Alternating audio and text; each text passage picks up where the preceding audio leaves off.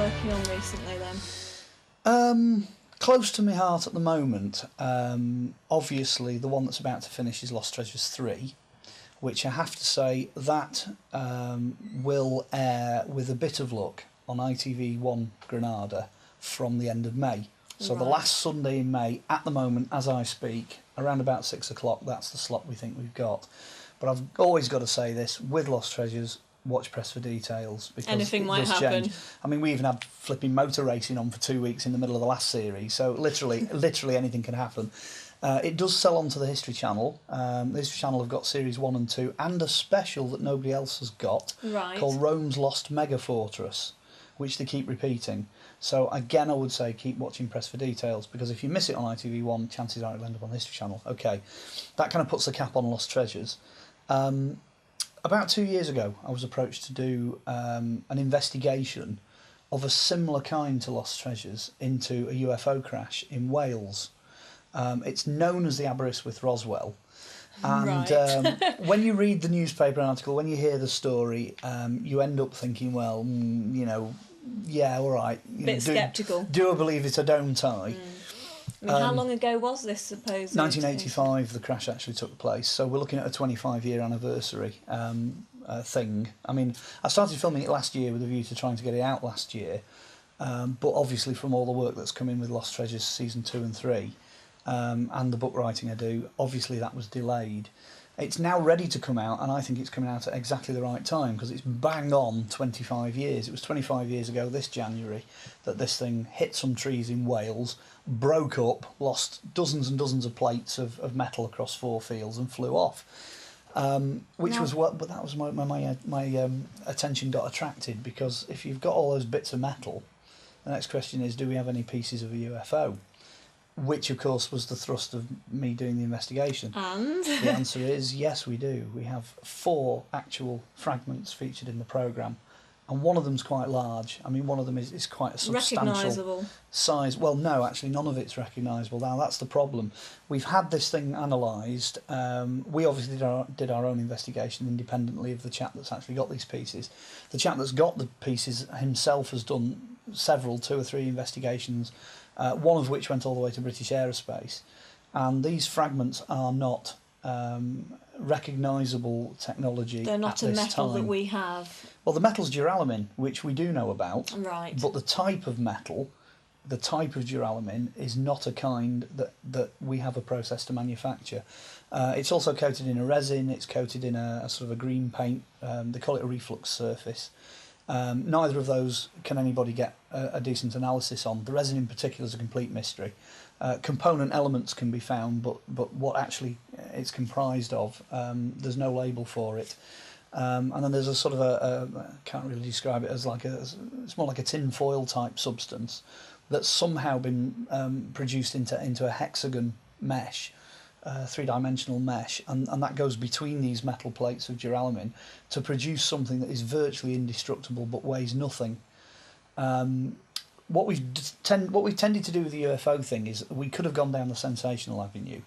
You know, we could have built some huge great stage set, blown up a UFO, destroyed a forest, had the metal detectors out there, done the X-Files, you know what I mean, and really gone to town on it.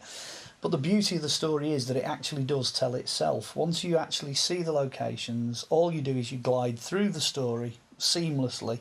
All the places are there, all the people are still there. There isn't a problem with that side of it. There's only one newspaper article really that you can hang the story on.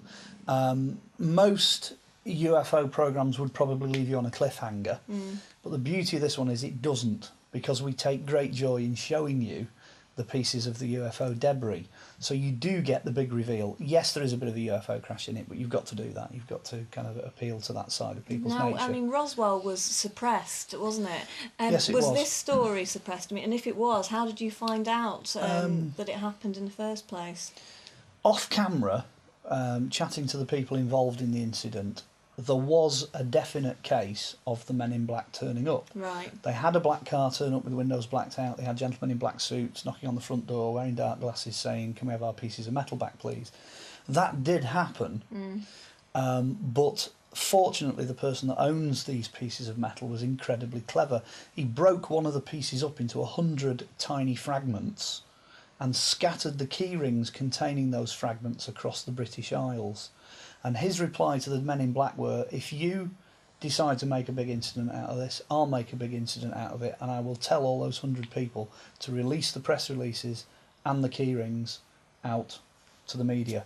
So that then at that point these guys in the black obviously thought, well, that's it, the story's well and truly out here, yes. You know, the more we push, the worse it's going to get, our job here is done, and they disappeared.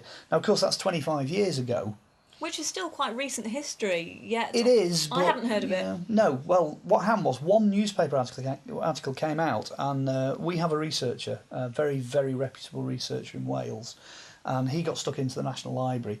He located the original copy of this news article, but no other articles. Now you've got to bear in mind that he's done all the papers, he's done all the local press, all the national press.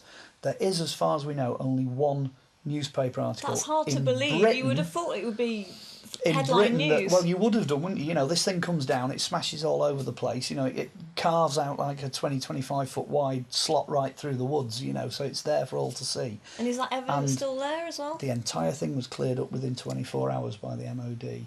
And that comes out in the story. You actually get it as part of the DVD. We cover that as an issue.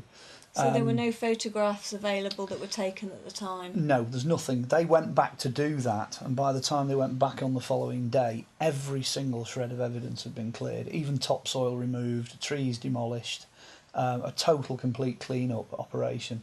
But the facts remain. I mean, the facts are there because and with obviously it the being research only was done at the time. 25 years ago, obviously there's going to be eyewitnesses still around? Well, we went back to the village, and the villagers were... There was sort of one or two chaps had a vague recollection that, you know, there was a lot of activity around that time. But to be honest, the only person really involved with it was the farmer himself. When we actually talked to the farmer, all he did was repeat exactly the same story as he'd given to the researchers at the time, which was that there was this big swathe of trees cut through with branches scattered everywhere, followed by metal. He reported that to the police reported it to the Air Force then reported it to somebody else, who knows, who then turned up, spent all night clearing the site. By the following day, when the investigation team, the independent investigation team, turned up, they just got their pieces of metal from the forest. 24 hours later, the forest had gone. And that's exactly the same story that we got from the farmer. So the farmer matches the story of the investigation team. The investigation team matched the story that's reported in the press, but you only have those three sources. The only evidence surviving are the pieces of metal themselves. And you're, from that, putting together a documentary, hopefully. It's done. We have it. We have this documentary. The key to it all, I mean, in a sense, I'm not blowing the reveal. The key to it all is if people want to see pieces of a flying saucer, then buy the DVD, because we've got them. We actually have pieces of this crashed craft. In a sense, we're playing devil's advocate. We're not calling it a flying saucer. It is a UFO by literal definition. It is an unidentified flying object. We don't actually know what it is. If you start going down the avenue of alien technology, then it's alien to us. You know, we, at this stage of development 25 years later, are still not producing the material that is contained in this case with these fragments that we have. So I'm producing the documentary. I'm open-minded. I'm doing it in the Gnostic fashion. I'm simply saying, these are the facts. This is what we have.